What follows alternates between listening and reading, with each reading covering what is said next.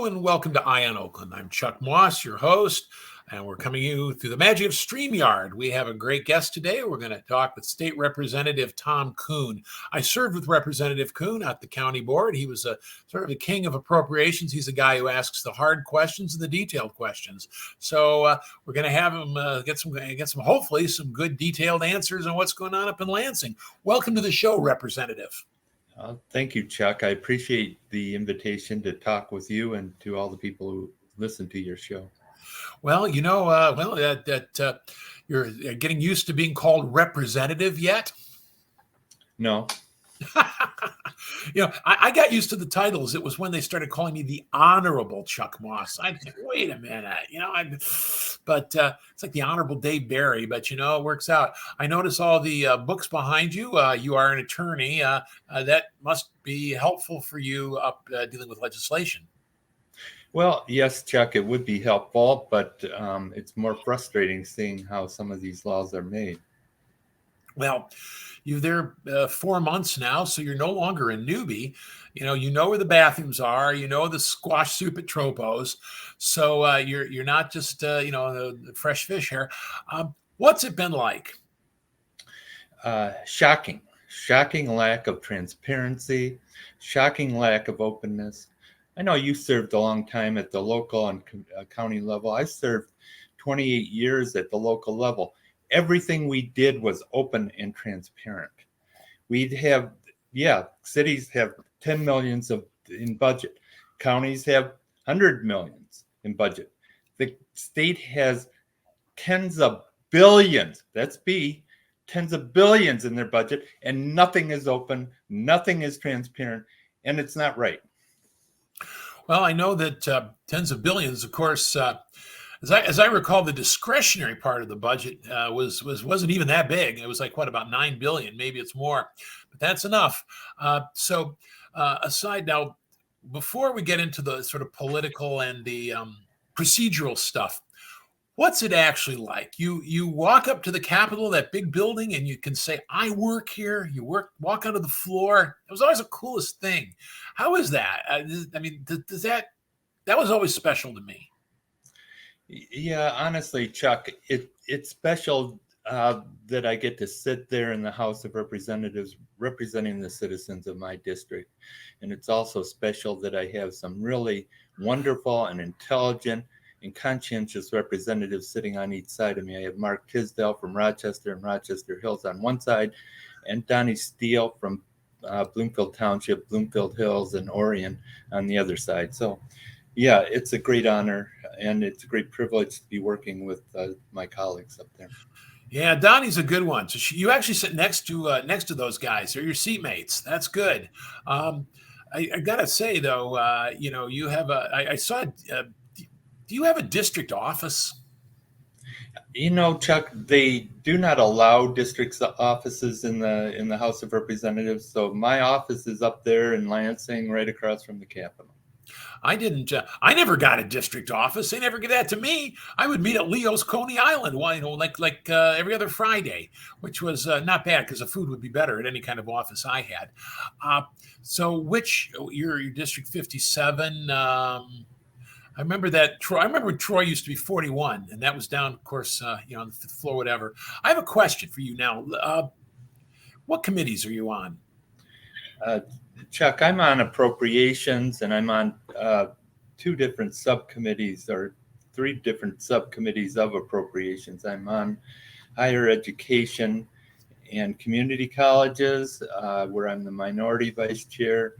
I'm on health and human services, $33 billion as in B dollar budget. That subcommittee, and general government, which includes the Secretary of State, the Attorney General, and Treasury, other parts. So 3 subcommittees. Well, general government is fun. HHS is one of the biggies, and of course, higher ed is one of the biggies as well. So onto appropriations. Those are some good assignments for a freshman. Let's say so. What are the biggest issues you're grappling with right now? Well, again, Chuck, I've indicated that there's a serious problem with transparency, and me and and colleagues up there have introduced bills to increase openness and transparency in this in the legislative process. To me, that is number one. You cannot have responsible government if you have no openness and no transparency, and everything is done in secret meetings. It's not right. And so we have a series of bills that will increase the openness in regards to the Freedom of Information Act, and including the governor and including the legislature and all these open records acts. To me, that's ground one, ground zero. And on top of that, Senator Jim Runstead introduced a bill to have this whole appropriations process made more transparent. I have the exact same bill, which I've introduced in the House. And so, yes, there are substantive things, but procedurally, it's important for us to get back to open, transparent government. So what does your bill do? I mean, as far as making budgets more open and transparent, in what ways are they not open now? Well, you have the last budget session, and the Detroit News just did an article. 9 months after this bill was passed, they realized that the governor had put in there a $20 million allocation to one of her, the top Democratic Party officials who didn't even have an ongoing business at the time. Okay, 9 months later.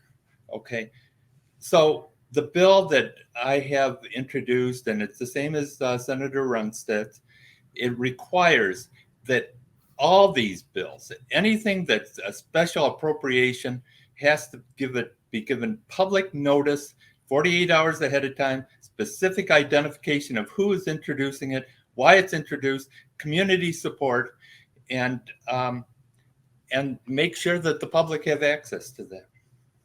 Good stuff. It sounds to me like a no-brainer. That's what you would do at any city council or county. Sounds like a no-brainer to me. It's not being supported by the other side? Oh, I sincerely doubt we will even get a hearing on this bill. But again, it's important for us to bring them forth because this is what we should be doing. Well, you've got to remember it's the people's money. It's not the legislature's money. It's so what if you talk to any? I would think that even the reliably Democratic Detroit Free Press have always been for more openness and transparency, so they can learn stuff. Have you talked to anybody from their editorial page, or I think that might be a good opening. Say you guys at least should know about it, don't you think? Well, yes, and the Detroit News has run a series of articles about last year's appropriations process and budget, and they, after 9 months, they finally got news that the governor had given this $20 million to one of her top Democratic associates for something that didn't exist. So, yes, and it's been in the news, and Senator Runstead just did an op-ed in the news on this bill, I think, in the last couple of weeks. Well, I know that the being a minority, and I've been there, I've done that, and they will do is they'll just bring stuff up at the last minute, and here it is, vote on it or not. It'll help children. Do you want to be standing in the way of helping children? And of course, my rule was, look, if I haven't had time to read it, I'm going to vote no. I don't care what it is. And we would do that. I got to be very adept at tap dancing and making weird speeches about dogs and stuff to kind of buy us time so that we could actually read through it and get an idea whether it was a yes or a no. So that's kind of cheap crap. But how does the people should know what their money is being used for? Yeah, I mean, this is just basic government. You and I know that. We've had a bunch of, we had one last week where, the Democrats came into the House and said, here's a resolution. We're voting on it on a roll call vote. And no one had ever seen this resolution. No one had ever read this resolution. And at least no one on our side, and certainly not me, and certainly none of my colleagues. and they're insisting on having a roll call vote. So, hey, we just walked out. That's an easy one. There was a state representative up around Rochester Hills by the name of John Garfield. I remember coming in we used to have these night sessions. They would start at 6 and they might go until 5 in the morning. And him walking in say, "Take out my green button, boys. It's going to be a red night tonight," which means he's going to be voting no because we hadn't seen any of this stuff. You can't go wrong explaining that. Look, I'm not going to vote yes on anything I haven't had a chance to read. So, is there any movement on some of the promises of? They said they would make it more transparent and more open. Nothing. Nothing so far. Nothing so far. Are they showing the financial impact? Of some of say we're going to pass a $20 million bill to give every dog a collar. All right, that's nice. Free collars for dogs. What's that going to cost in terms of the next 3 years of the budgetary impact? Did they do any of that? Well, Chuck, HHS is a huge budget, $33 billion. And yeah, I got a notice from the chair saying, hey, we're going to do everything in secret. We're not going to have a quorum. We don't need you here for this meeting. And so, yeah, apparently sometime before this comes before our subcommittee, I will be given a $33 billion budget. And I don't know what's in it right now because secret meetings. Did they, so $33 billion, that's one of the, like I said, Health and Human Services is one of the biggies. I would say these used to be big 4.5 for like the big ones, but school aid and all. So are you, you can just vote no on it. And then they say, well, you're just a naysayer, but you say, look, if I can't read it, I'm not going to vote yes on it. You got good staff, though. I hope. However, I mean, we were understaffed, but we had a lot of really good people. One of them was Chris Harkins, who's now state budget director. He's a good guy. Yeah. Again, we have staff, but you get a $33 billion budget a day ahead of time. Really? Who's going to have time to go through all that stuff? Chuck, how many? It's like hundreds of pages of boilerplate on these appropriations for these, for HHS and all these other budgets. It's not something you can go over in 24 hours and really do a thorough job analyzing it and looking at all the options.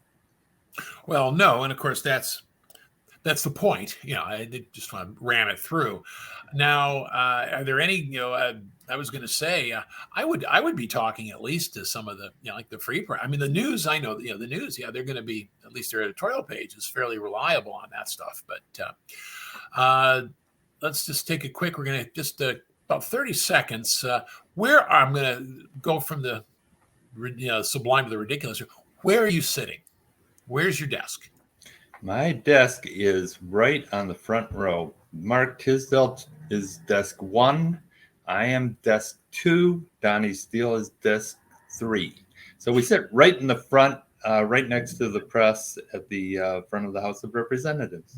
So when they do the State of the State, you can't make faces and stuff. Like I was back about 3 rows, so I could do that. Well, it's an amazing thing, and we're going to be talking in the next segment, but we'll be taking a break here. We're talking to Representative Tom Kuhn, State Representative from District 57, which is Troy, and you can fill us in on some of the other communities. I'm Chuck Moss. Don't go away. We'll be right back here on Eye on Oakland.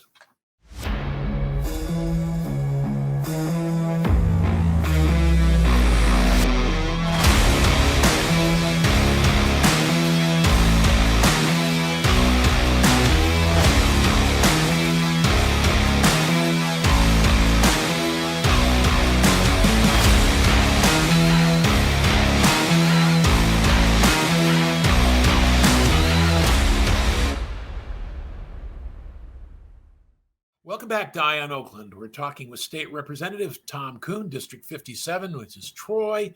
What other communities, Representative? Yes, I represent a precinct in Madison Heights, and I represent half of Sterling Heights.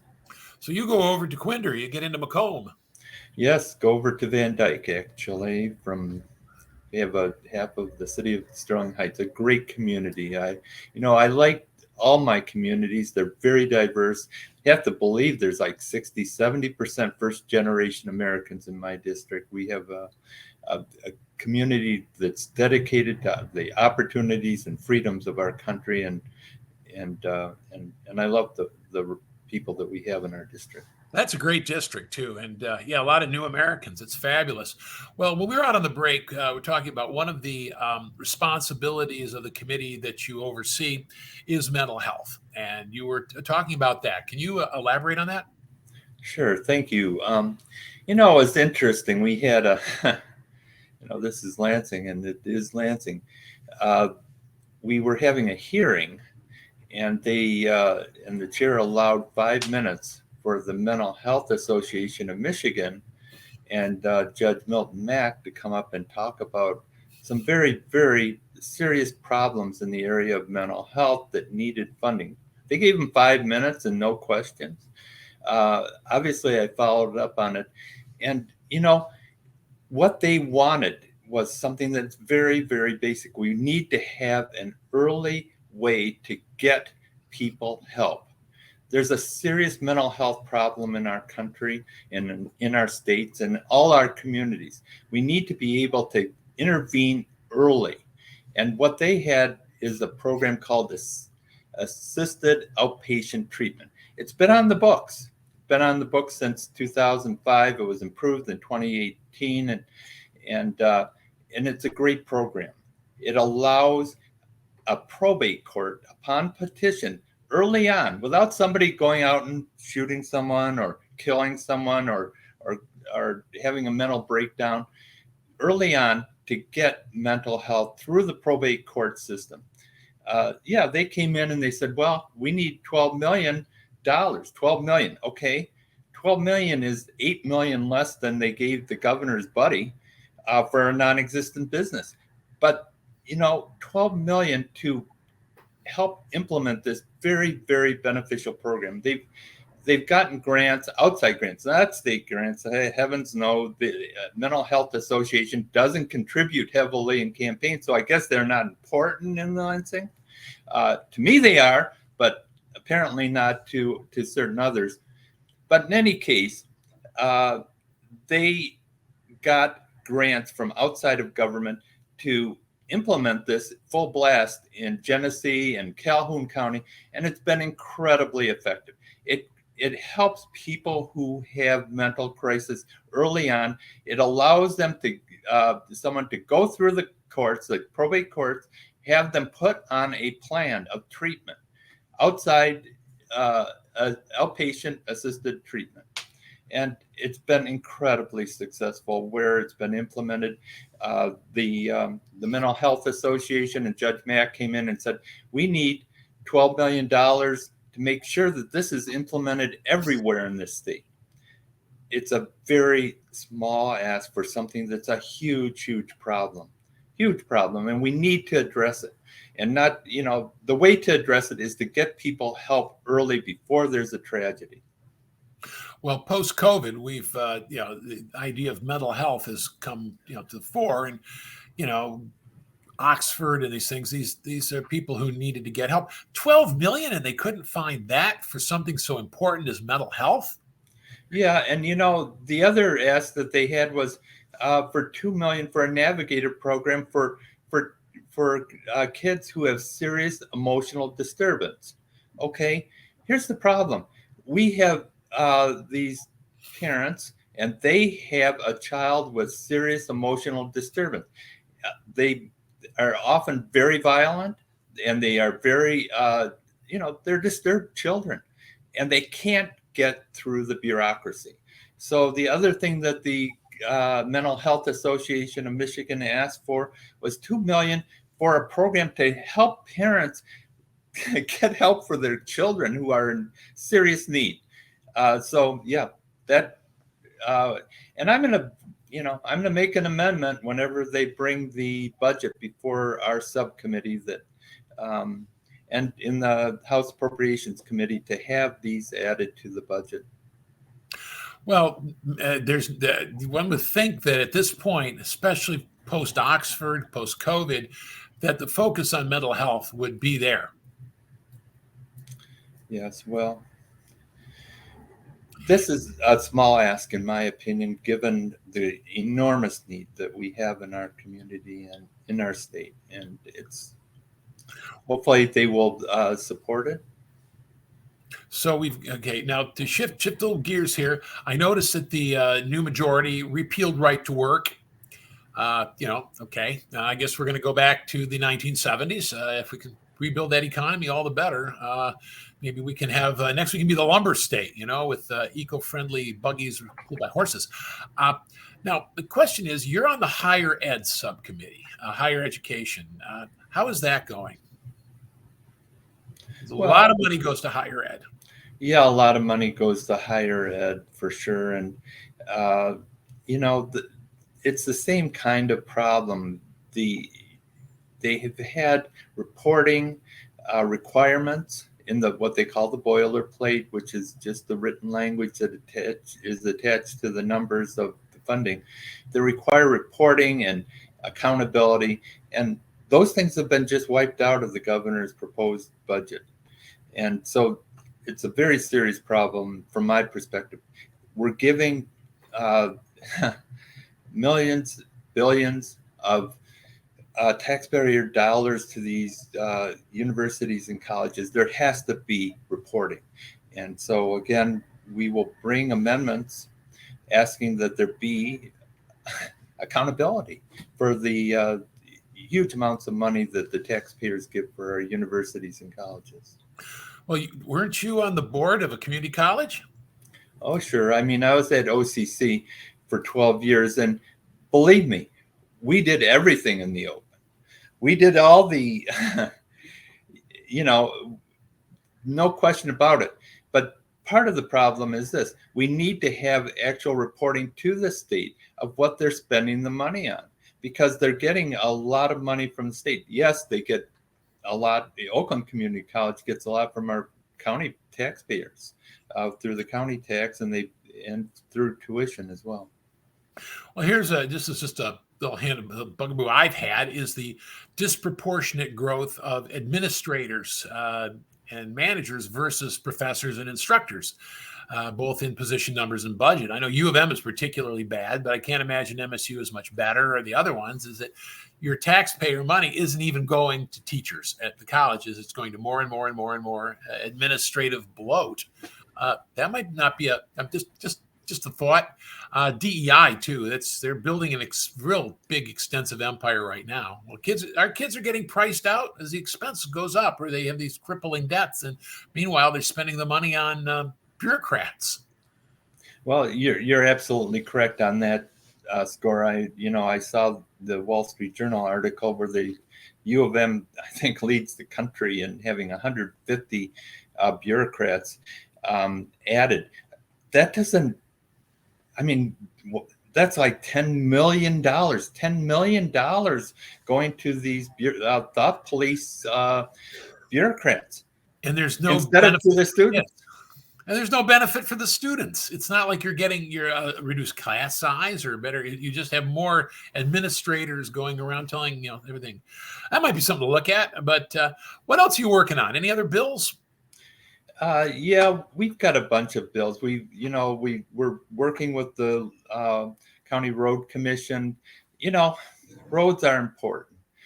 They apparently are not a priority of the governor this year. It's not an election year, I guess, but they are extremely important, and we need to put more attention on roads. And we have a couple very important bills from the road commission to make it easier and more cost efficient for them to improve and maintain the roads.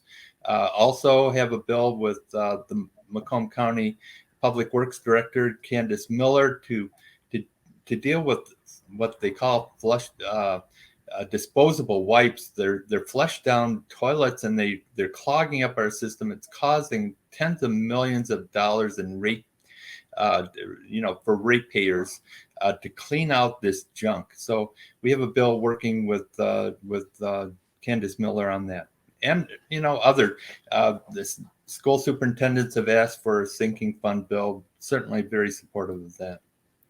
Well, as far as the roads goes, I mean, just off the top of my head, you might want to think of a slogan called "Fix the Damn Roads." Just while we're thinking about it, maybe that's taking a back seat now. That was last election's promise. But transparency, good budgeting. You know how it's done, and that's good. Do you ever deal with Chris Harkins, state budget director? Well, he has come in and spoken to us, and certainly in our orientation sessions up there, we had a lot. He gave his presentation. I've looked through the governor's budget very thoroughly, and obviously, he was responsible for that. He's a good guy. He started out basically working with us, so he's not a bad guy. Of course, he has to work for his boss. Now, one more thing. Chief Sergeant Dixon, don't ever mess with him. He's a good guy, but don't mess with him. Sergeant at Arms. They're the guys who are like the cops there.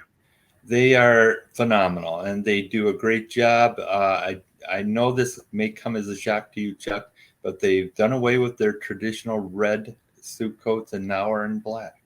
What? Yep. They're now wearing red? Well, and they wear black? Oh, man, because I know the House guys all wear red coats.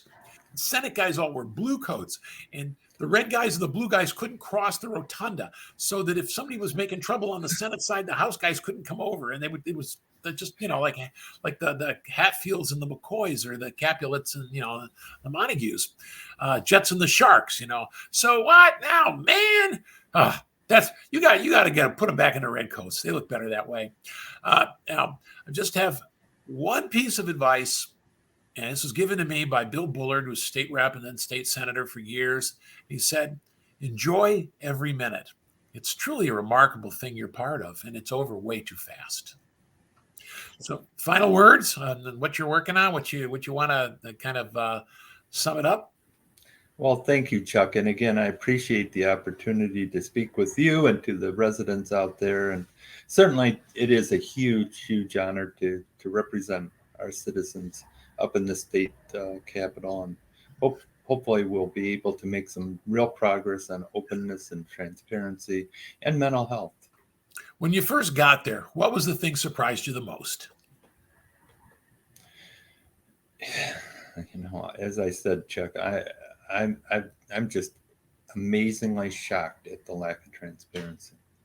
Amazingly shocked. I would never have guessed, after 28 years of serving in local government, that where we're dealing with billions of dollars, there's no openness, there's no transparency, and it's not right. Yeah, I know the thing that surprised me the most, my predecessor had left a plant in my office, and I was expected to keep watering it. Times have changed. All right. Well, let's keep fighting for openness, transparency. Just remember, it's our money. It's not their money. Thank you for joining us, State Representative Tom Kuhn, District 57, and keep us apprised on that fight for transparency, accountability, and those mental health issues. All right. Thank you very much. I'm Chuck Moss, and thank you all for joining us here on Eye on Oakland.